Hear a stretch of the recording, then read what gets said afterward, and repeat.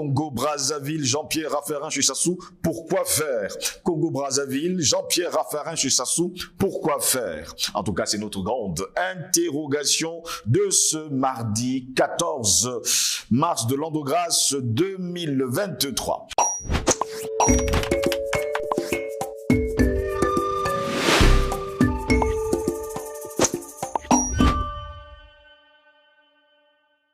Madame, Messieurs, bonjour, très heureux de vous retrouver sur Panafricaniste TV, la chaîne de télévision des panafricanistes qui vous apporte le meilleur de l'information sur un plateau d'or. Bienvenue à toutes et à tous à cette autre édition de Parole panafricaniste. Comme à notre habitude, nous nous interrogeons.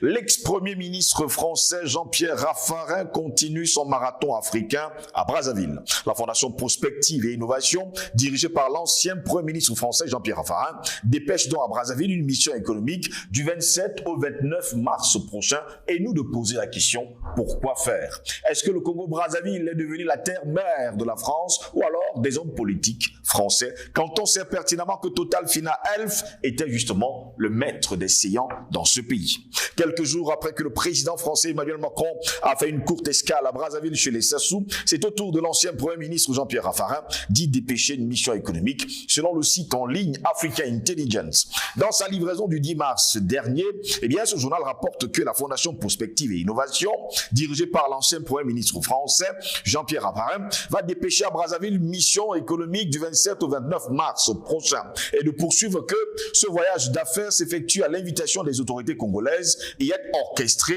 du côté de la Fondation par l'ancien diplomate Serge de Gallet, ex-ambassadeur de France en Tunisie entre 2005 et 2009. Selon toute vraisemblance, eh bien, il s'agira pour les entrepreneurs français d'aborder avec les Sassou les questions relatives à l'agriculture, la transition énergétique et les transports. Pourquoi prendre tout un avenir, tout un continent et remettre entre les mains des hommes qui ne nous veulent pas du bien? En tout cas, nous nous interrogeons.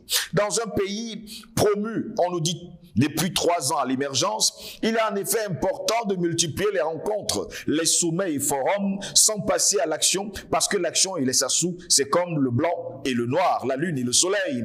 Plus les autorités françaises investissent Brazzaville, plus la légitimité qui fait défaut au clan Sassou émerge à l'air libre. Ils ont besoin de ça.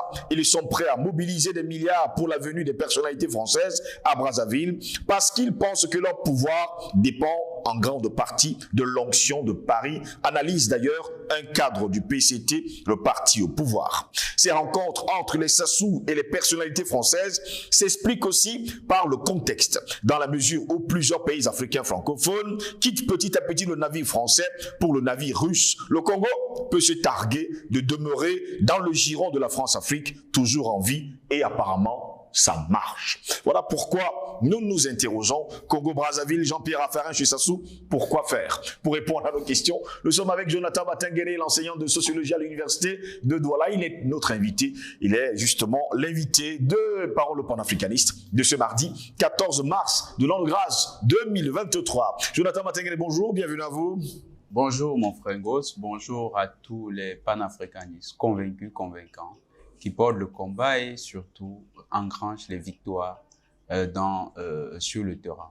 Nous leur disons merci, merci pour cet engagement. Nous sommes confiants que la victoire finale est pour bientôt. Très heureux de vous avoir avec nous ce matin encore, Jonathan Batengene, et nous de poser justement cette question. Jean-Pierre Raffarin se trouve actuellement, enfin, il a fait un tour du côté du Congo-Brazzaville et d'ailleurs une mission économique. Il sera dans les jours à venir, ce sera bien sûr du 27 au 29 mars prochain. Eh bien, il y a d'ailleurs une personnalité, on va le dire ainsi, du parti au pouvoir, le PCT, le parti au pouvoir qui déclare « Ils ont besoin de ça, ils sont prêts à mobiliser des milliards pour la venue des personnalités françaises à Brazzaville parce qu'ils pensent que leur pouvoir dépend en grande partie de l'onction de Paris. » Vous, qu'est-ce que vous en pensez? Déjà, c'est un grand message qui est envoyé à l'égard des Africains, mais c'est aussi un grand message que Macron essaye de passer à l'ensemble de la classe politique française. Raffarin incarne la droite dite gaulliste. Il est dans cette droite-là qui, elle, est une droite beaucoup plus souverainiste. C'est une droite qui regarde l'OTAN d'une certaine manière. Ils ont très peu de considération pour l'OTAN. Pour eux, la France devrait évoluer sur des logiques beaucoup plus indépendantes, plus souverainistes. Et cette droite-là est aussi un peu plus réaliste. Raffarin est aussi admiratif du modèle mitterrandien. Oui. C'est-à-dire, avec Mitterrand et De Gaulle, il y avait la conception d'une France avec son précaré. C'est-à-dire que Macron, après l'échec de son atlantisme proclamé, est en train de lancer un nouveau message à l'égard de l'ensemble de la classe politique française, c'est-à-dire que désormais la France ira sur ses propres logiques. Oui. Donc c'est une bataille de réseau certainement en France qui est en train de voir la victoire d'un des camps, c'est-à-dire le camp des souverainistes impérialistes et au détriment des mondialistes impérialistes. Ils sont en train de dire, nous voulons à nouveau que la France parle de son propre chef, que la France retrouve sa voix. Ce n'est donc pas pour nous Africains différents, parce qu'il y a en commun dans les deux blocs l'impérialisme. Jean-Pierre Raffarin, c'est quand même le premier ministre sous Chirac en 2003, qui va avoir le privilège de piloter le gouvernement lorsque la France opposera à l'intervention en Irak. C'est donc quelqu'un qui incarne une parole forte. Et dans le dossier gabonais, il y a un enjeu stratégique qui est joué, c'est que Raffarin est très proche des Chinois. Parce que lorsque l'épidémie de Covid-19 en 2003 également était à son pic de SARS-CoV-2, non, l'épidémie de SARS était à son pic, la Chine était jugée infréquentable. Alors, l'un des premiers ministres qui a continué de visiter la Chine, c'était Jean-Pierre Raffarin. Et Jean-Pierre Raffarin a ainsi eu les faveurs de Pékin. Alors, sur le Gabon, pourquoi nous évoquons Pékin? C'est que le Gabon, sur le plan sécuritaire et sur le plan des hydrocarbures, a opéré un rapprochement avec la Chine. Un rapprochement important, le Gabon avec la Chine. Oui. Et le Congo, c'est un tout petit peu la même chose parce que le Congo a une grosse tradition de coopération avec les partis communistes. Donc, l'arrivée de Raffarin, c'est une manière de vouloir soit fusionner le capitalisme ou bien aligner les intérêts du capitalisme chinois à ceux du capitalisme français, en utilisant quelqu'un qui est considéré par les Chinois comme beaucoup plus recommandable, beaucoup plus acceptable du point de vue diplomatique et quelqu'un qui a une voix beaucoup plus modérée vis-à-vis de Pékin. C'est un message qui est aussi envoyé à Pékin parce que il faut que Pékin accepte de partager avec la France sur le cas du Congo. Donc c'est un peu l'image, c'est un peu le message que Macron lance sur le dossier congolais, mais aussi parce qu'il y a le Gabon aussi dans sa visite.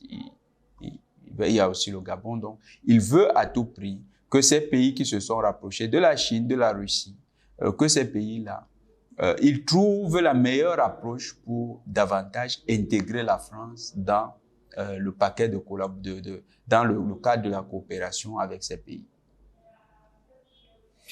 Mais Jonathan Matengue, jusqu'à preuve le contraire, pour bon nombre de Congolais, eh bien, le pouvoir de Sassou dépend en grande partie du fait d'inviter sur son territoire, eh bien, les hommes d'affaires français. Et sans oublier qu'Emmanuel Macron y est passé il y a encore quelques jours.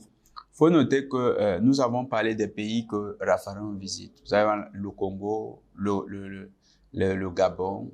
Oui. Quand vous regardez leur position au Conseil de sécurité, ces positions sont très clairement en faveur de la France et de l'OTAN. Oui. C'est des pays qui soutiennent les positions traditionnelles de l'OTAN. Il y a peu de temps, en 2019, Raffarin a monté une ONG, les Leaders pour la paix. Cette ONG est un espace de cooptation des leaders pour le compte, cette fois-ci, des intérêts purement de la France-Afrique. Vous avez rappelé, nous avons rappelé que c'est un gaulliste mitterrandien. Donc, il est dans l'axe de ceux qui voulaient incarner la grande France. Donc, il a mis sur pied un axe de coopération, de cooptation des jeunesses pour le leadership exprimé dans le cadre de la France-Afrique. Donc, au Congo, il n'est pas exclu que tout ceci s'inscrit dans les logiques de conservation du pouvoir, et pas seulement du président Sassou, mais de la succession après Sassou. Oui. Qui est-ce qui succédera à Sassou? Tout porte à croire que le fils de Sassou est en bonne liste pour accéder au pouvoir, donc certainement, à travers son ONG, il va coopter ce dernier, si ce n'est qu'il est déjà lui-même membre de cette organisation. Donc, il y a des logiques de cooptation qui sont en cours. Le pouvoir n'est pas seulement en train de regarder ce que Sassou fait, parce que Sassou a déjà servi les intérêts de la France-Afrique au très haut niveau. Il a opéré quelques virages en faveur de la Chine sur le plan de la coopération économique. Aujourd'hui, Raffarin certainement va arriver et proposer un cadre de collaboration multiforme avec les Chinois pour mieux repositionner la France dans le cadre de la France-Afrique. C'est une stratégie de Macron pour mieux se repositionner, redorer son image au niveau interne, se réconcilier avec les souverainistes français et proposer une vision impérialiste de la France encore sur des bases de la coopération avec l'Afrique. Ces dernières années, jusqu'à preuve de contraire, ils sont nombreux, les pays africains qui sont en train de quitter le navire français. Peut-on dire aujourd'hui que c'est une autre reconquête des territoires dont Macron en a besoin? Il faut également rappeler que dans les jours à venir, il y a quand même un sommet de la CIMAC du côté de Yaoundé, la capitale du Cameroun. Là encore, il est prévu de parler de la monnaie. Le Congo-Brazzaville pourrait être le traître de la partie. Il y a le Congo, il y a le Gabon. C'est deux pays qu'il faudra, le Congo, le Gabon, le Tchad. C'est ces trois pays avec lesquels il faudra manœuvrer. Oui. Parce que ces pays sont sous la coupe de Paris. Ou du moins, il y a encore une grosse influence parisienne sur ces pays-là. Raffarin va certainement évoquer ces points avec le président Sassou. Il y a aussi un élément qui est privilégié dans le rapport à Raffarin. Raffarin, c'était la classe impérialiste française qui avait un minimum de respect pour les chefs d'État africains. Et pendant surtout la mandature de Chirac, les chefs d'État qui accordaient à la France les faveurs de l'exploitation des ressources naturelles et aussi d'expression de son impérialisme sur leur territoire, ces chefs d'État étaient chouchoutés par Paris. Donc, Raffarin garde encore les oripeaux de cette gestion-là. C'est encore considéré comme des éléments qui plaident en sa faveur devant ces personnalités. Comme Sassou fait partie de ces chefs d'État-là, il est plus confortable dans les échanges avec Raffarin. Et effectivement, Macron a certainement mandaté Raffarin de porter ce message pour que le président Sassou soit certainement une pièce du puzzle qui sera actionnée pour contrer le projet d'émancipation monétaire de la sous-région Afrique centrale. Donc, c'est un élément avec lequel la diplomatie camerounaise qui s'est activée devra conjuguer. Sauf que, faut noter aussi que Sassou, ces derniers temps, opéré il a opéré des choix multilatéralistes assez forts. Les Chinois sur le plan économique et les Russes, qui sont des alliés traditionnels aussi du Congo-Brazzaville. Il a reçu Lavrov dans son propre village. Il a reçu Lavrov là-bas. Il a eu un échange à huis clos avec Lavrov. Jusqu'à présent, on ne sait pas ce qui s'est dit entre les deux hommes. Donc, Raffarin devra lui aussi jouer sur ces éléments-là, essayer d'éloigner le Congo de l'axe de Moscou. Ça sera les grandes manœuvres de Raffarin.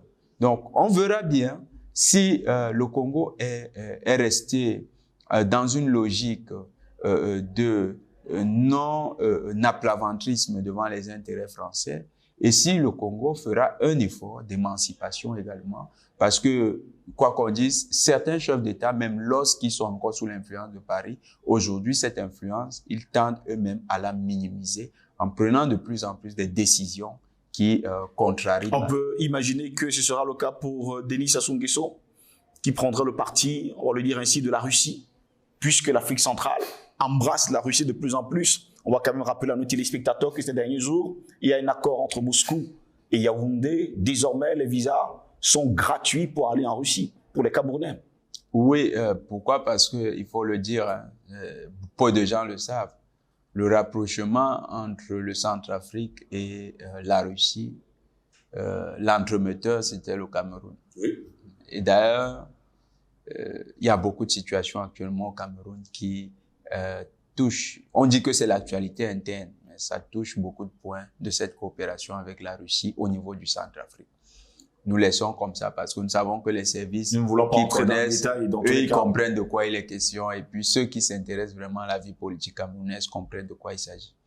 Donc, la Russie et le Cameroun, c'est un partenariat stratégique, c'est un élément clé de l'ancrage russe désormais dans la stratégie russe en Afrique.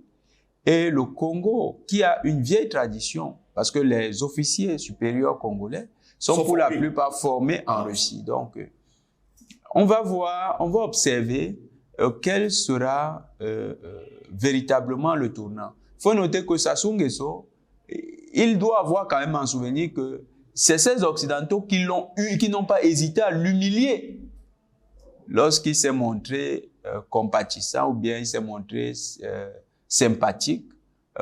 Non, comment on va dire ça? Il s'est montré compatissant, oui, au deuil de la reine, en allant témoigner, en allant adresser ses condoléances à la famille royale.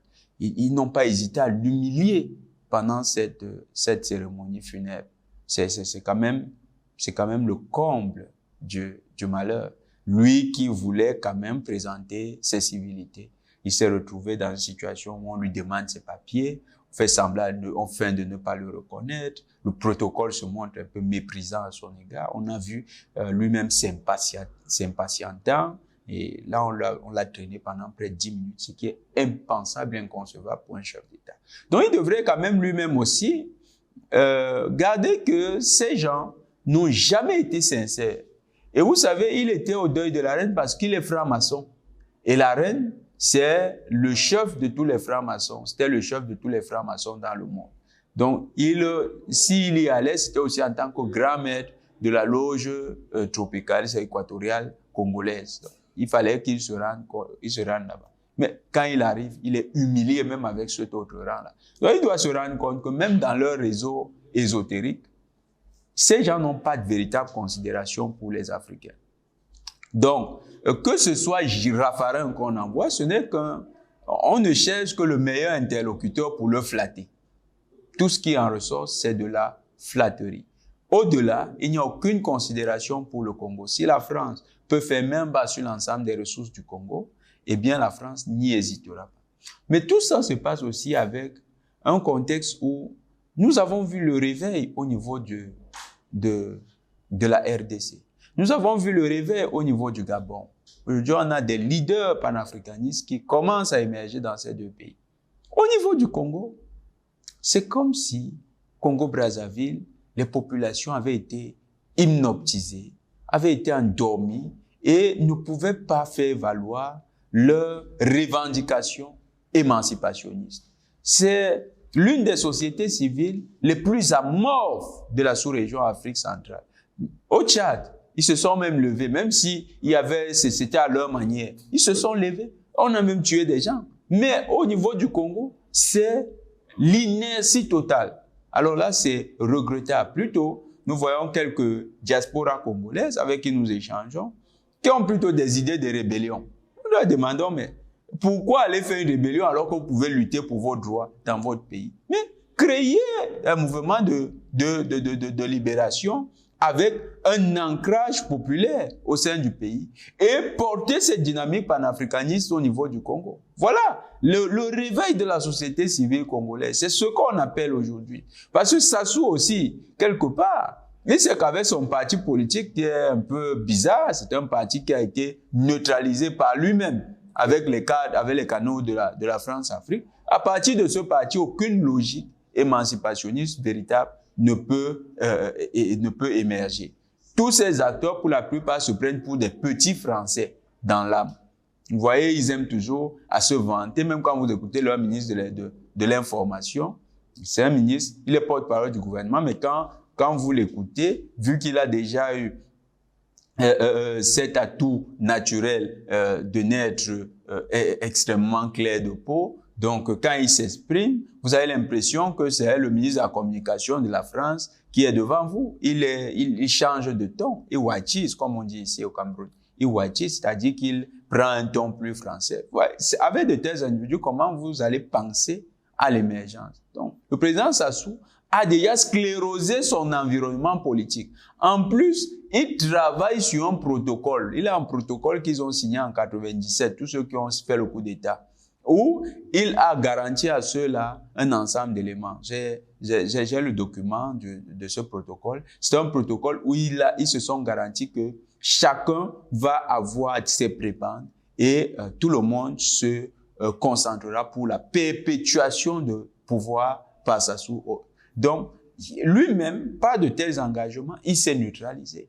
Il ne peut pas aller contre ses engagements, sinon ces gens vont lui couper la tête. Maintenant, c'est les sociétés civiles qui doivent impulser ce réveil. C'est les sociétés civiles qui doivent créer l'inconfort des gouvernants qui sont assis dans ces routines france-africaines et qui neutralisent et amènent le pays vers le bas. Donc, en mettant une dynamique panafricaniste, les sociétés civiles vont changer le cours des choses au niveau du Congo.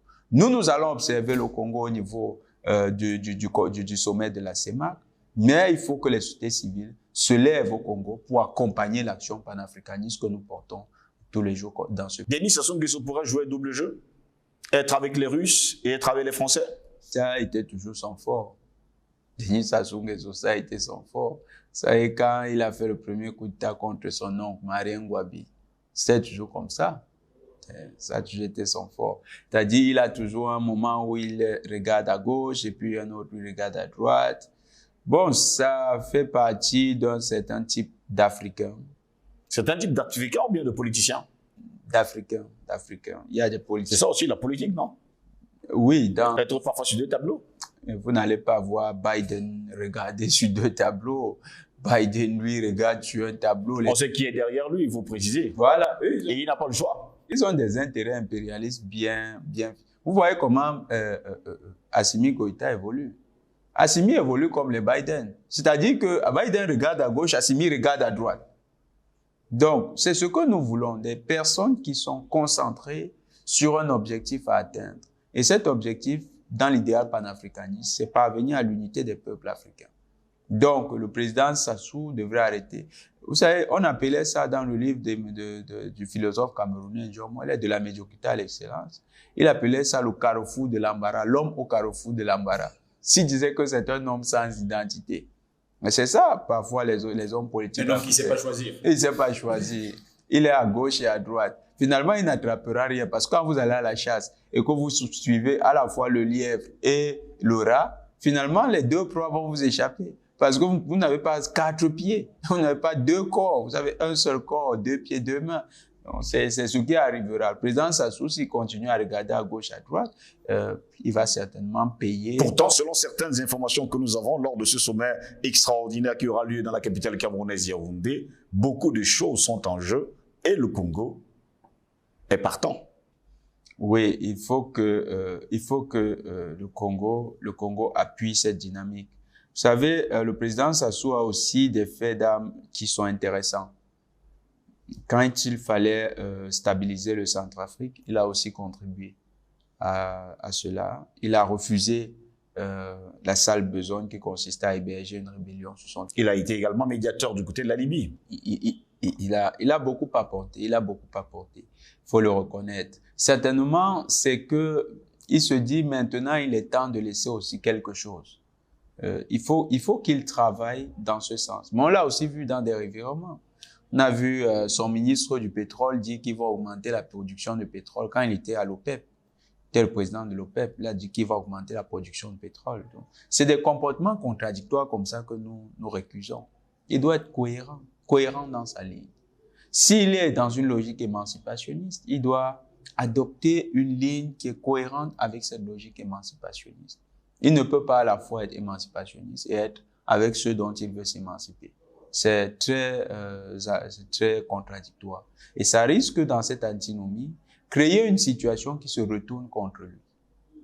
Et l'un des hommes qui a payé, c'est le grand panafricaniste Idriss Déby.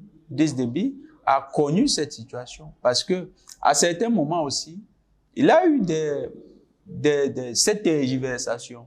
C'est-à-dire qu'il a dit non officiellement à la France, mais il y a eu des moments où il s'est retrouvé à discuter avec la France. Et qu'est-ce que la France a fait? La France l'a éliminé. Donc, il faut que le président Sassou ait une seule logique. Donc, l'arrivée de Raffarin à Brazzaville doit être ponctuée par doit être rythmée par un son de cloche de la part des autorités brazzavilloises qui permettent déjà de lire très bien quelle sera la posture à adopter au sommet. Il ne faut pas que Raffarin soit l'invité d'honneur au sens où c'est l'homme qui dicte à Brazzaville la conduite à suivre. Il faut que Brazzaville lui réserve simplement l'honneur de sa position. Si il est l'émissaire du président Macron, c'est l'émissaire d'un chef d'État. Les conventions diplomatiques permettent d'encadrer ce genre de relations, mais ne pas lui faire de concessions au niveau de la prise de décision de Brazzaville au sein de la CEMAC. Ça, c'est le grand enjeu. Et là, nous comptons sur un ensemble d'éléments qui seront mobilisés certainement par la présidence de la CEMAC, qui est certainement en train de prendre des précautions pour que l'ensemble des acteurs au sein de la sous-région soient au diapason pour en finir avec cette affaire de francs CFA. Il y a un élément qui m'a beaucoup marqué. Les nouvelles coupures de billets de francs CFA. Mon frère Goss, les nouvelles coupures sont rentrées en circulation. Est-ce que vous n'avez pas remarqué que, contrairement à ce qui s'était passé les fois dernières, il n'y a pas eu d'engouement et même la mise en circulation des nouvelles coupures n'est pas toujours effective jusqu'à l'heure actuelle. On vient encore avec comme l'idée qu'il s'agit d'une intrusion dans la vie de la sous-région. C'est une très bonne chose. C'est un succès de la communication panafricaniste. Ça montre que même au sommet, au niveau des autorités de la BEAC, il y a quelque chose qui s'est produit. Les autorités de la BEAC prennent conscience que c'est pas le relooking de la monnaie qui la rend attractive. Il y a un rejet total du CFA dans la sous-région Afrique centrale. Et les pays comme le Congo, les pays comme le Gabon, les pays comme le Tchad doivent prendre acte de cela. Les sociétés civiles en Afrique centrale ne veulent plus du franc CFA. Peu importe le travail que Raffarin fera, peu importe les promesses que Raffarin apportera, il faut lui faire comprendre que désormais l'Afrique centrale est en train de vouloir tourner le dos à la France. Et l'Afrique centrale doit tourner le dos à la France. Merci à vous, Jonathan Watengene, d'avoir été des nôtres encore ce matin. C'est toujours un plaisir, mon frère. Mesdames, Messieurs, au plaisir de vous retrouver très prochainement pour une nouvelle édition de Parole panafricaine. Nous souhaitons de passer une agréable journée.